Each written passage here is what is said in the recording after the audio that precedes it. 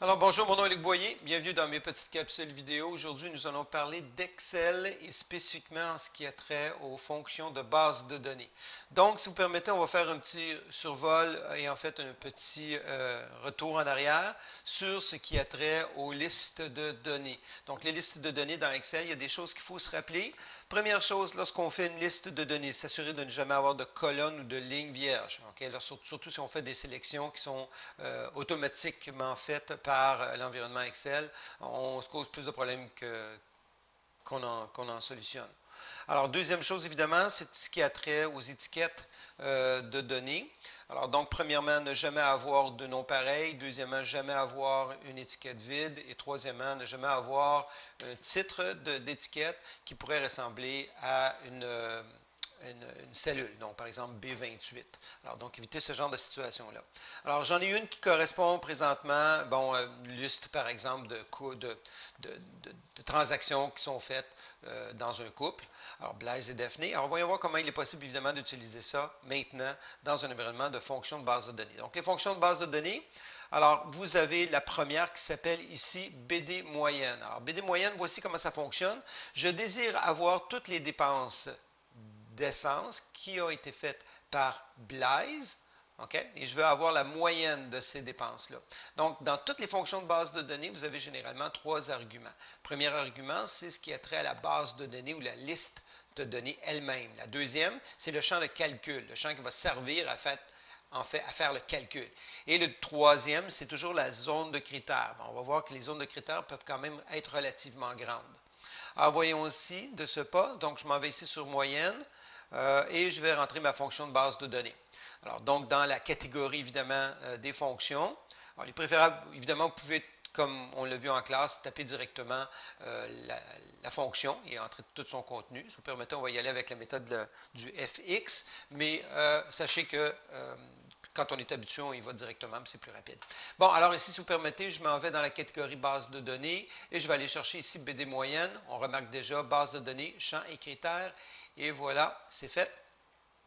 Alors, il va y avoir évidemment une boîte de dialogue qui va me permettre d'entrer la base de données. Je suis déjà au bon endroit. Vous pouvez utiliser évidemment la petite flèche ici qui nous permet d'aller faire un tour donc à l'intérieur de les différents onglets. Dans ce cas-ci, je peux y aller directement. Je fais simplement sélectionner ici ma base. Il est possible aussi de donner déjà un nom à la base. On l'a déjà vu. Hein? Si on sélectionne tout, on peut lui donner un nom. Dans ce cas-ci, vu que c'est des fonctions où est-ce qu'il va y avoir évidemment toujours un contexte de nouvelles entrées, ben, il serait peut-être préférable d'utiliser celle-ci. Mais dans un contexte où est-ce qu'on veut avoir quelque chose d'un peu plus canné, c'est-à-dire quelque chose qui va être utilisé sur une base régulière, il y a probablement d'autres méthodes qui seraient préférables au niveau de sélection. Alors, dans ce cas-ci, mon champ de calcul, OK, le champ de calcul, il est terriblement important, toujours de s'assurer que quand vous allez utiliser le champ de calcul, vous pouvez le taper, bien entendu, mais il faut qu'il soit exactement tapé de la même manière que vous allez avoir, évidemment, sur votre base de données. Alors, si vous permettez, je ne prendrai pas de chance, je vais simplement y aller ici avec Blaise et je vais y aller avec mon champ de calcul, c'est-à-dire montant. Donc, on voit ici le montant que c'est indiqué. Si vous aviez fait montant, évidemment, entre guillemets, ça aurait été fonctionnel aussi. Alors, ma zone de critères, maintenant, c'est très facile. Tout ce que j'ai besoin de faire, c'est de prendre ma zone de critères qui est juste ici. Et en fait, si vous permettez, je vais y aller juste avec celle-ci, cette première zone-là. Donc, ce que je désire avoir, c'est la moyenne des dépenses qui ont été encourues par Blaise, indépendamment du type de dépense. Alors, je fais simplement ceci et j'ai maintenant donc la réponse 20 et 40, soit la moyenne des dépenses qui ont été faites par Blaise. Maintenant, si je voulais avoir la moyenne des dépenses faites par Blaise pour de l'essence, bien, la seule chose que j'ai à changer, bien entendu, ici, c'est de changer ma zone de critères. Alors, si vous permettez ici, je vais enlever le dernier petit bout ici et je vais plutôt y aller avec cette nouvelle zone de critères-là. Et je fais Enter tout simplement et j'ai maintenant 22,08 $. Alors, vous remarquerez que ceci est dynamique. Si je descends chez, je fais le changement suivant, automatiquement il va s'adapter. Si je m'en vais avec ceci, OK. Oups, je n'ai pas été entré la bonne chose. Je ne suis pas sûr d'ailleurs. Alors, je vais y aller directement ici. Donc, est-ce que Blaise, je ne suis pas sûr que Daphné a fait. On va y aller plutôt avec l'épicerie. OK. Alors, donc ici, je m'en vais donc ici pour de l'épicerie. Épicerie. évidemment, dans ce cas-ci, c'est pour tout le monde. Hein? D'ailleurs, c'est la raison pour laquelle il y a quelque chose qui est marqué là. Et par contre, moi, ce que je veux, c'est Daphné. Et j'ai effectivement ici 47,15 $, soit la moyenne des épiceries qui ont été faites par Daphné. Ah, voyez-vous, donc, les bases de données, fonctions de base de données sont super pratiques pour interroger justement les listes de données et avoir de l'information qu'on pourrait juger hyper pertinente. Alors maintenant, l'autre fonction, c'est la fonction somme. Alors évidemment, on calcule la somme, encore une fois, d'un champ, d'une liste de données, donc un champ de calcul spécifique. Alors, dans ce cas-ci, j'ai mis ça quelque chose comme ceci. Donc, je veux l'avoir, par exemple, ici. Alors, on va juste interroger, si vous permettez, juste avec, je voudrais avoir tout ce qui est plus grand que 1995-0901 pour Blaise. Alors, ça, c'est tout ce que je veux. That's it. Alors, donc, ici, évidemment, ce que je pourrais faire, ce serait de faire, encore une fois, ici, la fonction somme. Alors, évidemment, la boîte de dialogue apparaît. Je vais aller chercher, évidemment, ici, donc, la fonction somme, la deuxième boîte de dialogue va apparaître. Et dans ces circonstances-là, ici, je vais rentrer, évidemment, tout ce qui a trait à premièrement, ma base de données. Donc, si vous permettez, je m'en vais ici. Je resélectionne à nouveau.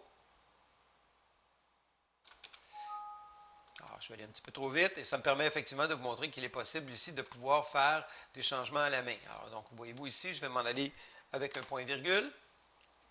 Je vais rentrer mon champ de calcul. Alors, mon champ de calcul se trouve à être, encore une fois, ici, le montant, point virgule. Et je termine avec ma zone de critères, bien entendu. Ma zone de critères, ça va être évidemment tout ce qui est plus grand que l'année, le 1er septembre 95, OK, pour Blaise. Alors, comme de manière qu'il faut comprendre ici, encore une fois, j'ai donc 1000 $. Ça, c'est la somme de toutes les dépenses qui ont été faites par Blaise pour ce qui est plus grand ou égal à 1995, septembre 1. OK, alors c'est sûr que si je faisais des changements ici, que ce soit par exemple plus petit ou égal, OK, alors je risque de ne pas en avoir parce que je sais que dans ma base de données, je n'en avais pas.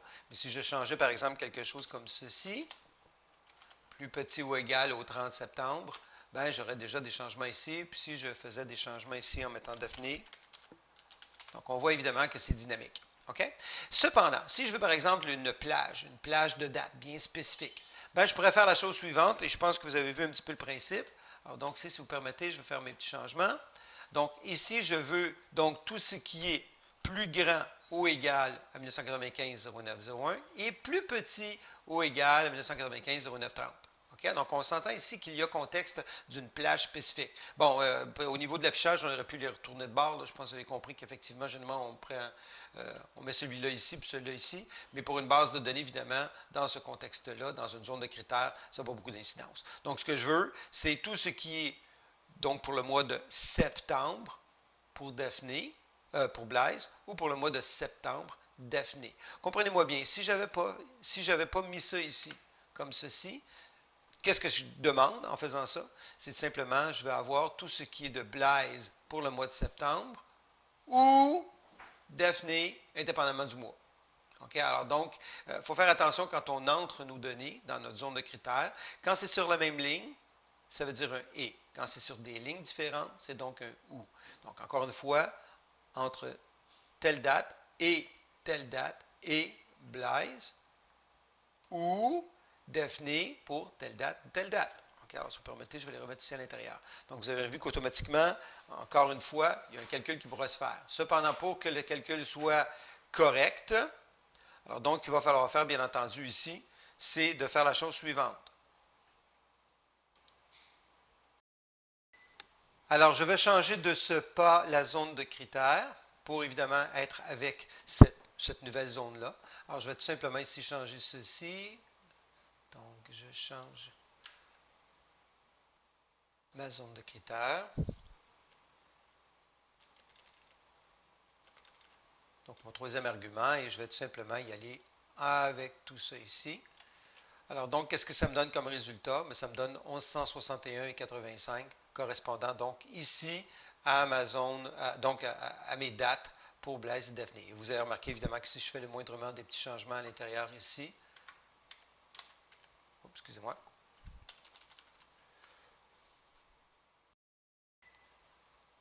comme comme ceci. Si par exemple je faisais un changement pour, par exemple ici, je voulais tout ce qui était uniquement plus grand que le 1er septembre 95. Bon, en changeant ça ici, automatiquement, vous verriez qu'il y aurait une incidence immédiate quant au résultat. Maintenant, je vais sauter, si vous permettez, BD Max et BD Min parce que ce sont des fonctions relativement faciles à utiliser et c'est à peu près le même type de fonction que BD moyenne ou BD somme. Alors, BD max vous permettrait, par exemple, ici, d'aller chercher la valeur maximale pour une zone de critères donnée. Donc, par exemple, ici, quelle est la dépense maximale qui a été encourue, exemple, par Daphné. Okay? BD min serait la même chose, c'est-à-dire la valeur minimale. Bon, on peut faire au moins celle-ci très rapidement, mais on va y aller d'une autre façon. Donc, on va y aller avec le processus d'entrée. Donc, ici, simplement BD max. Alors ici, j'ouvre simplement. Je vais aller chercher ici, donc, ma zone, encore une fois, non pas ma zone de critères, mais ma liste de données, comme ceci. Alors, je fais point virgule, bien entendu, ici.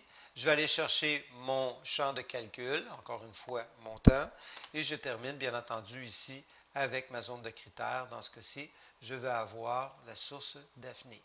Alors, donc, on voit que ça donnait ceci, soit quelle est la dépense maximale qui a été encourue par Daphné. Encore une fois, on pourrait mettre une zone de critères un peu plus complexe. Même chose, évidemment, pour BDmin. Cette fois-ci, c'est minimum. Vous avez d'autres fonctions qui sont intéressantes comme BD écart type qui permettraient de trouver évidemment l'écart type pour une zone de critères spécifique. Encore une fois, même principe que les autres fonctions qu'on a déjà vues avec les fonctions statistiques. C'est le même principe de base. Maintenant, si vous permettez, je préfère plutôt y aller avec un ici très rapidement qui s'appelle BDNB. Alors, BDNB, vous avez BDNBval qui correspondent grosso modo un peu comme dans les fonctions statistiques à NB et NBval. Alors, le principe de base, c'est quoi? C'est tout simplement de calculer dans le cas de BDNV, NB, c'est-à-dire le nombre de cellules à caractère, donc à contenu numérique. Tandis que BDNBval serait plus pour calculer le nombre de cellules qui ont un contenu quelconque, que ce soit du texte ou comme par exemple une valeur numérique. Alors, si vous permettez, on va faire la chose suivante. Je désire avoir, dans ce cas-ci, toutes les contenus. Je veux savoir le nombre d'entrées pour lequel le montant est supérieur à 10 $. Alors, voici comment je ferai ça. Encore une fois, le même principe. Je m'en vais ici. Alors, avec BDNB cette fois-ci, donc je vais y aller avec la méthode conventionnelle, avec le FX. J'ouvre ma boîte de dialogue, bien entendu, pour faire mon choix de ma fonction. Alors, BDNB, qui ouvre évidemment l'autre boîte de dialogue. Et on refait encore une fois le même processus d'entrée. Soit on commence par déterminer quelle est, premièrement, la base de données.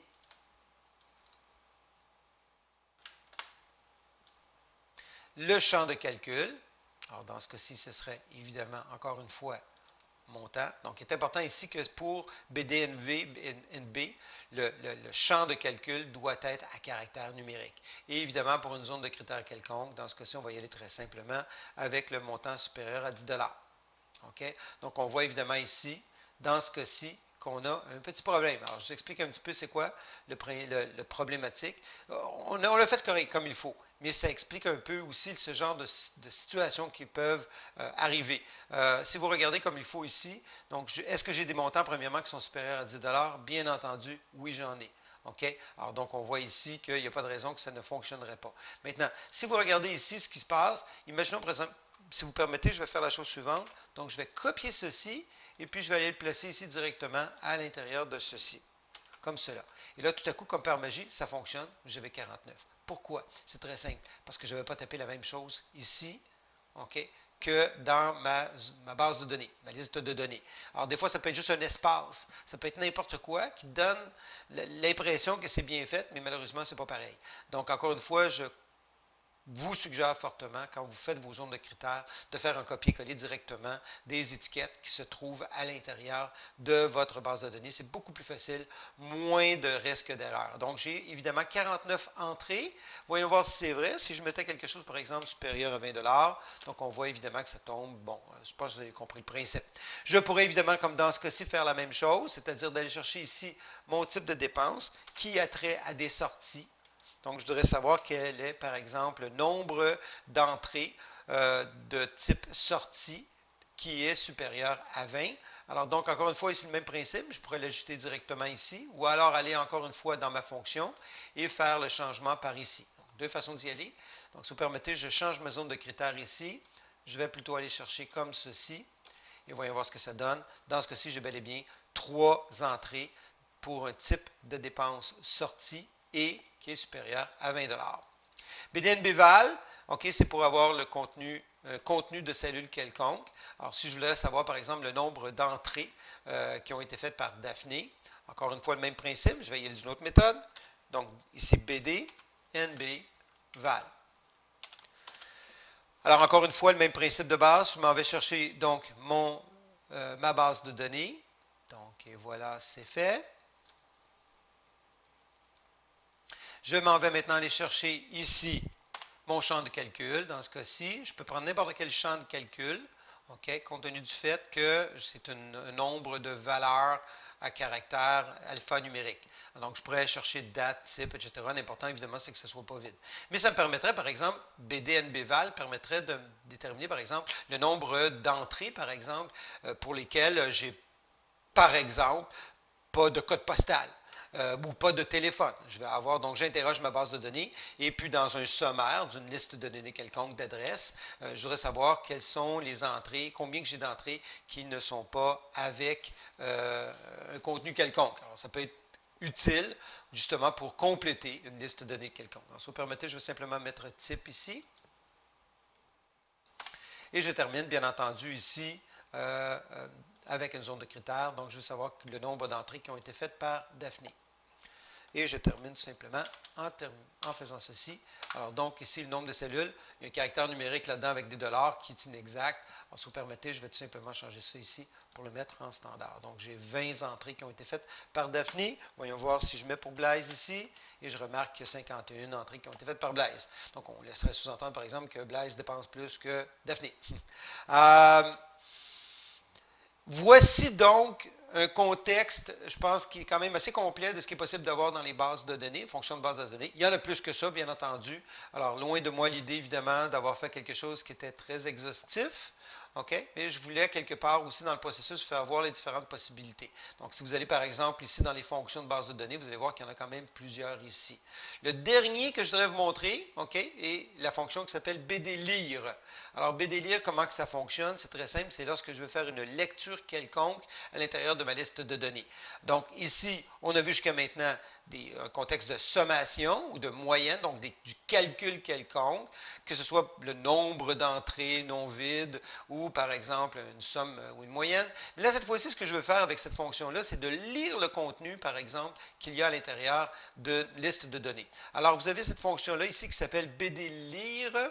Est-ce que je vais la retrouver assez rapidement? Oui, alors juste ici, BDLire. Alors, BDLire me permet de savoir, par exemple, de faire une lecture pour exemple un numéro d'entrée quelconque. Quel serait, par exemple, le champ, l'affichage spécifique pour, par exemple, le montant qui serait relatif à la transaction numéro 23. Alors, BDLire se fait de la façon suivante. Alors, on va y aller cette fois-ci avec le FX. C'est toujours le même principe. Vous avez en premier la plage, après ça, le champ de calcul ou le champ d'extraction dans ce cas-ci, et la zone de critères après. Alors, je m'en vais sur BDLire. Alors, évidemment, la boîte de dialogue, on va aller chercher en premier notre table de données, notre liste de données. Alors, j'y vais de ce pas. Comme ceci.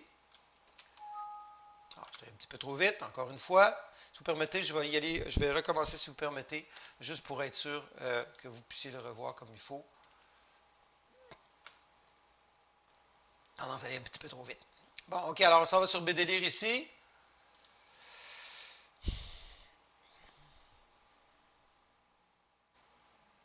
À partir de là, évidemment, je vais aller chercher ma base de données.